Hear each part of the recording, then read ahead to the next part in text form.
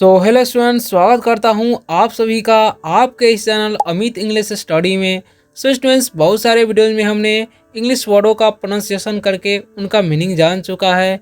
और आज के इस वीडियो में हम लोग सीखेंगे कि किस तरीके से किसी भी इंग्लिश स्टोरी को पढ़ करके उसे हिंदी में समझा जाता है, या कोई भी वर्ड हो उसे सही तरीके से कैसे प्रोनाउंसिएशन यानी कि उच्चारण किया जाता है।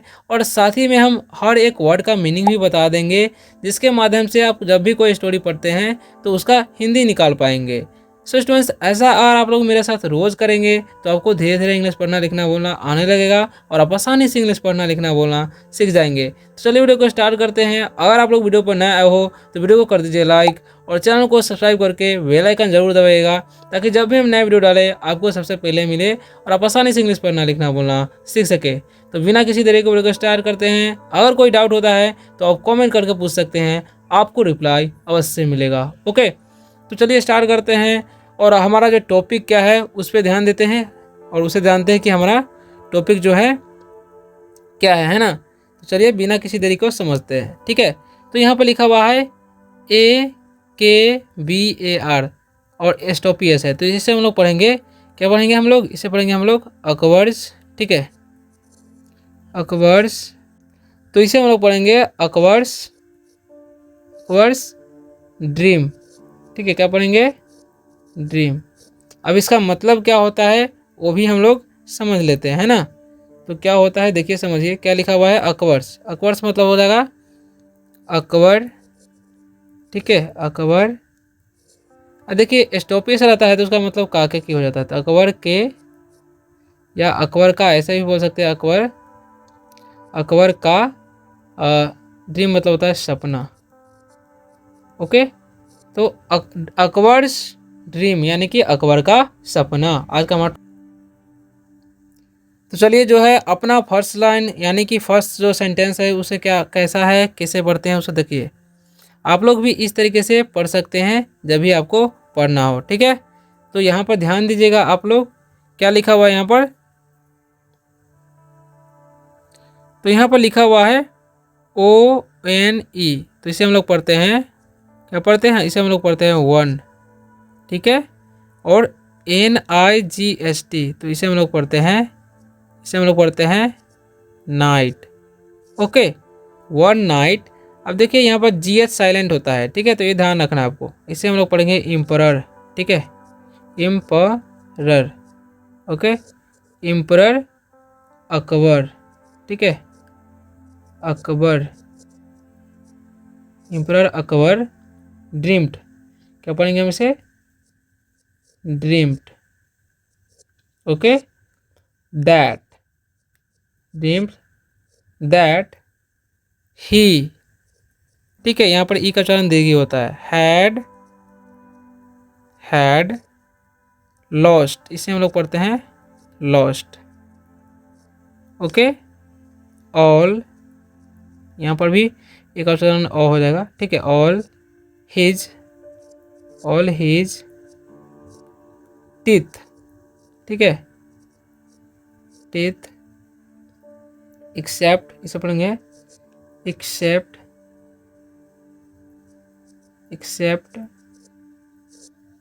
वन। ठीक है, अब हम इन सभी का मतलब समझ लेते हैं ताकि अच्छी तरह से समझ में आ सके आप सभी को। ठीक है ना, तो चलिए बिना किसी देरी के समझते हैं। तो यहाँ पर क्या लिखा हुआ है ध्यान दीजिएगा। वन, वन मतलब क्या होता है? वन मतलब होता है एक। ठीक है, और नाइट मतलब होता है रात।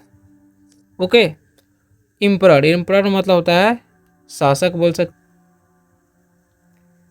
या फिर हम लोग बोल सकते हैं बादशाह। क्या बोलेंगे? बादशाह। ठीक है, बादशाह। अब यहाँ पर है अकबर, तो अकबर नाम है तो अकबर ही होगा। ओके, तो ये ध्यान रखना है। ड्रीम्ड, ड्रीम्ड मतलब सपना देखा। ठीक है, सपना देखा। दैट मतलब होता है वह, लेकिन यहाँ पर हो जाएगा कि। ओके, ही मतलब हो जाएगा वह। हैड मतलब था थे थी हो जाएगा पास, था थे थी। ठीक है, और लॉस्ट मतलब खोया, खोया। ऑल मतलब सभी। हिज मतलब उसके, टिथ मतलब दांत। ओके।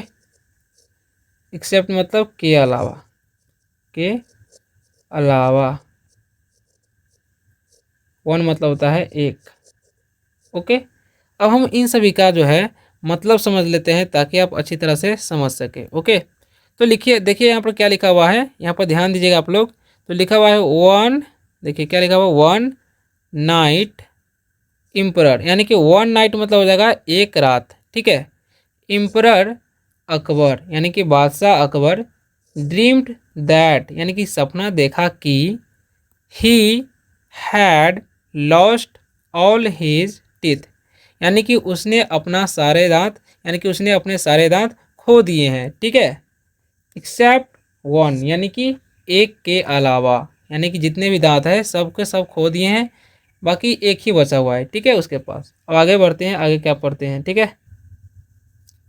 अब आगे देखिए, आगे क्या लिखा हुआ है उसे हम लोग समझते हैं और इसे पढ़ते हैं। ठीक है। तो आगे लिखा हुआ है एच ई, तो इसे हम क्या पढ़ते हैं, इसे हम लोग पढ़ते हैं ही। ठीक है। और इसे पढ़ते हैं वॉज ग्रेटली, क्या पढ़ेंगे, ग्रेटली। ग्रेट से ग्रेटली बना हुआ है। ठीक है। डिस्टर्ब, इसे क्या पढ़ेंगे, डिस्टर्ब। ठीक है। डिस्टर्ब, डिस्टर्ब, डिस्टर्ब्ड हो जाएगा क्योंकि यहाँ पर वर्ब का दूसरा रूप है, ईडी लगा हुआ है। इसे हम लोग पढ़ेंगे विद द स्ट्रेंज। ठीक है। स्ट्रेंज, स्ट्रेंज पढ़ेंगे, ड्रीम। ओके। Strange dream. अब हम इन सभी का क्या करते हैं, मतलब समझ लेते हैं। ओके। तो चलिए समझते हैं। तो देखिए यहाँ पर ही मतलब क्या हो जाएगा, ही मतलब हो जाएगा वह, और ही का प्रयोग हमेशा पुलिंग के लिए किया जाता है, ये ध्यान रखना आपको। ठीक है। वज मतलब क्या होता है, वज मतलब होता है था, और ग्रेटली मतलब होता है बहुत। ठीक है। ऐसे तो महान होता है ग्रेट मतलब, यहाँ पर ग्रेटली मतलब बहुत हो जाएगा। डिस्टर्ब मतलब परेशान, क्या होता है, परेशान। ओके। और विथ मतलब होता है के साथ। द का कोई मीनिंग नहीं होता है, और स्ट्रेंज मतलब होता है अजीब या अजनबी भी होता है। ठीक है। ड्रीम मतलब सपना। ओके। तो अब समझिए इसका मतलब अच्छी तरह से क्या होगा। ओके ना। तो यहाँ पर ध्यान दीजिएगा आप लोग। तो लिखा क्या हुआ यहाँ पर, he he was greatly disturbed with the strange dream, यानी कि वह बहुत परेशान था, किसके साथ, यानी कि विथ द स्ट्रेंज ड्रीम, यानी कि वह बहुत परेशान था एक सपना के, यानी कि विचित्र सपने से वह बहुत परेशान हो गया था। ठीक है। अब आगे देखते हैं आगे क्या लिखा हुआ है, आगे समझिए आप लोग, है ना। तो आगे क्या लिखा हुआ है ध्यान से देखिए, लिखा हुआ है यहाँ पर समझिए, लिखा हुआ है द नेक्स्ट। ठीक है। Next morning. ठीक है। Morning, next, the next morning he, S U double M O N E D, इसे हम लोग पढ़ते हैं समेंट, क्या पढ़ेंगे, समेंट। ठीक है। समेंट। और आगे लिखा हुआ है all the astrologers, astrologers, astrologers of his kingdom. ठीक है। एंड आस्क्ड देम टू, इसे हम लोग पढ़ेंगे, तो इसे हम लोग पढ़ेंगे इंटरप्रेट, क्या पढ़ेंगे, इंटरप्रेट, इंटरप्रेट हिज ड्रीम। ठीक है। अब इन सभी का मतलब समझ लेते हैं ताकि आप अच्छी तरह से इस कहानी को समझ सकें। तो देखिए क्या लिखा हुआ है यहाँ पर, ध्यान दीजिएगा आप लोग। लिखा हुआ है द का कोई मीनिंग होता ही नहीं है, और नेक्स्ट मतलब होता है अगला या अगली, मॉर्निंग मतलब सुबह, ठीक है। ही मतलब हुआ, समंड, समन मतलब क्या होता है, समन मतलब बुलाई गई, ठीक है, या लाई गई, ओके। और मतलब सभी, द का मीनिंग होता है एस्ट्रोलॉजर्स, मतलब बोल सकते हैं विशेषज्ञों, ठीक है, ज्योतिषियों, ज्योतिष बोल सकते हैं, क्या बोल, तो ज्योतिषी, ठीक है। एस्ट्रोलॉजर मतलब होता है ज्योतिषी, ऑफ मतलब का, हिज मतलब उसके, किंगडम मतलब साम्राज्य में, एंड मतलब और, आस्क मतलब पूछा, दे मतलब उनसे, टू मतलब को, इंटरप्ट, इंटरप्रेट मतलब होता है व्याख्या करना, ठीक है, क्या होता है, व्याख्या, व्याख्या करना, ये मतलब उसके, ये मतलब सपना, ओके। तो अब इसे अच्छी तरह से समझ लीजिए कि क्या इसका मीनिंग निकल के आता है ना। तो क्या लिखा हुआ है यहाँ पर, ध्यान से दीजिए, देखिए, सॉरी, द नेक्स्ट मॉर्निंग यानी कि अगली सुबह, ही समेंड ऑल द एस्ट्रोलॉजर्स, यानी कि उसने उसने जो है सभी ज्योतिषियों को बुलाया, ठीक है, ऑफ हिज किंगडम यानी कि अपने साम्राज्य में, and asked them to interpret his dream, यानी कि उन सभी को बुलाया और अपने सपनों के बारे में क्या किया, व्याख्या करने के लिए पूछा, या कहा बोल सकते हैं, पूछा होगा, ठीक है। और आगे बढ़ते हैं, आगे क्या होता है उसे समझते हैं ना। तो आगे क्या लिखा हुआ है उसे समझिए आप लोग, है ना। तो लिखा हुआ है यहाँ पर देखिए, लिखा हुआ है ऑल, क्या लिखा हुआ है, ऑल द एस्ट्रोलॉजर्स, क्या, astrologers,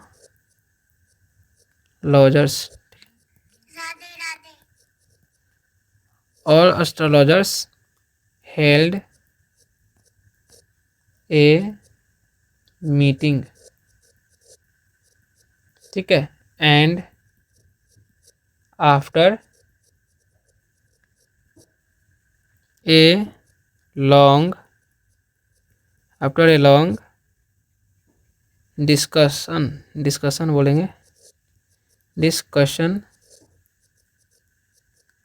discussion the astrologers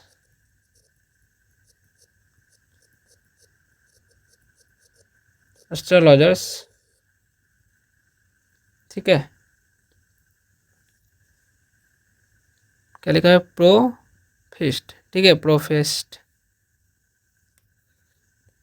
P R O से हो जाएगा प्रो, पी एच ई से हो जाएगा फे, सी एस आई से हो जाएगा सी, प्रोफेसिस्ट पढ़ेंगे इसे, ठीक है ना, ऐसे तौर तौर के पढ़ना है। दैट हिज ड्रीम, ठीक है, was an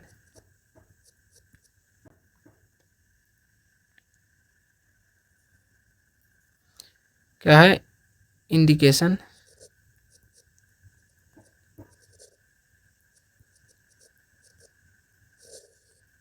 that all his relatives would die, okay. अब हम इन सभी का मतलब समझ लेते हैं, ओके ना। तो आगे क्या लिखा हुआ है यहाँ पर समझिए आप लोग। तो लिखा हुआ ऑल मतलब हो जाएगा सभी, ठीक है, सभी द का मीनिंग नहीं होगा, एस्ट्रोलॉजर्स मतलब ज्योतिषी, सभी ज्योतिषी, हेल्ड मतलब आयोजित किया गया, आयोजित, ठीक है। ये मतलब एक मीटिंग मतलब होता है मीटिंग या बुला, तो मीटिंग मतलब हो जाएगा बैठक, एंड मतलब और, आफ्टर मतलब बाद में, ये मतलब एक, लॉन्ग मतलब लंबा, डिस्कशन, ठीक है, बातचीत बोल सकते हैं या बहस बोल सकते हैं, ठीक है। द का मीनिंग नहीं होगा, एस्ट्रोलॉजिस्ट मतलब ज्योतिषी, ठीक है। और आगे देखिए, और प्रोफेसिस्ट मतलब होता है भविष्यवाणी, ठीक है। दैट मतलब होता है कि या वह भी होता है, हिज मतलब उसके, जो मतलब सपने का, ठीक है, सपना, वही मतलब था, एंड मतलब एक, इंडिकेशन, ठीक है। इंडिकेशन मतलब होता है संकेत, ठीक है। और दैट मतलब हो जाएगा वह या कि, और मतलब सभी, ये मतलब उसके, रिलेटिव से मतलब संबंधी, उन मतलब चाहेंगे, नहीं मतलब मरना, ओके। अब आगे देखिए आगे क्या होता है।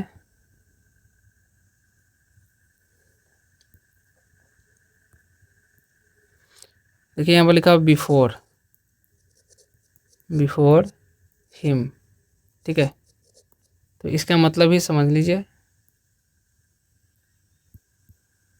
तो बिफोर मतलब होता है पहले, और हिम मतलब उसके, ठीक है। हम सभी का जो है इंग्लिश टू हिंदी ट्रांसलेशन कर लेते हैं ताकि आप अच्छे से समझ जाए, ठीक है ना। तो देखिए, सॉरी, आगे देखिए क्या लिखा हुआ है यहाँ पर।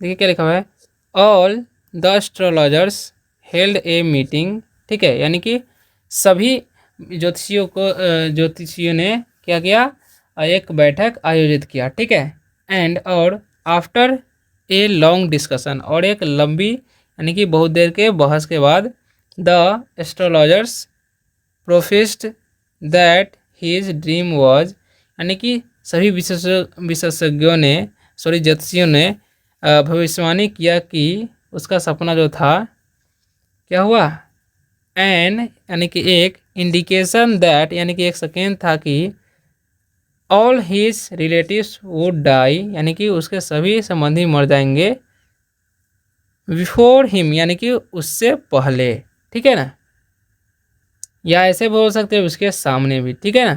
तो आगे बढ़ते हैं, आगे कुछ सेंटेंसेस है उसे समझ लेते हैं ना। तो आगे क्या लिखा हुआ उसे समझिए अच्छी तरह से, ठीक है ना। तो आगे लिखा हुआ यहाँ पर, अकबर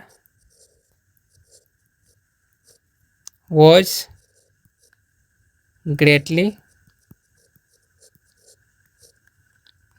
डिस्ट्रेस्ड, ठीक है, डिस्ट्रेस्ड बाय दिस इंटरप्रेशन, ठीक है, interpretation,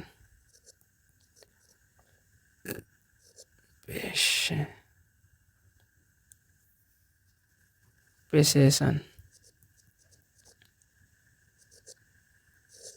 इंटरप्रेसेशन, and so he sent away, sorry, away all the astrologers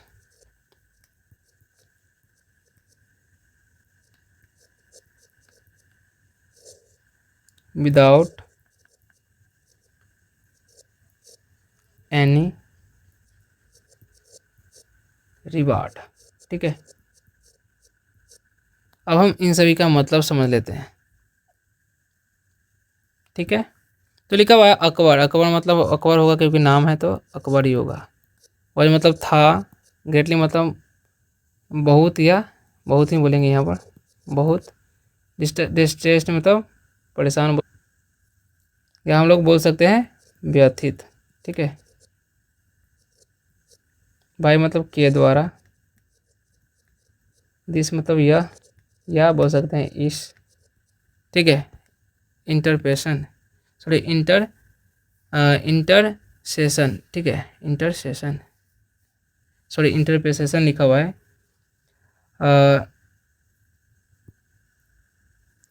तो इसे भी व्याख्या हो जाएगा, व्याख्या। एंड मतलब और, सो मतलब हो जाएगा इसलिए,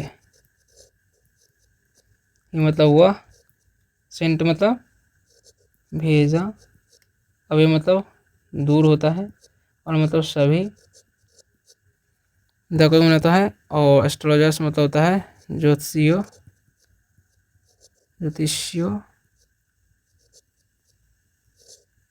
विदाउट मतलब के बिना, एनी मतलब कोई, रिवॉर्ड मतलब इनाम बोल सकते हैं।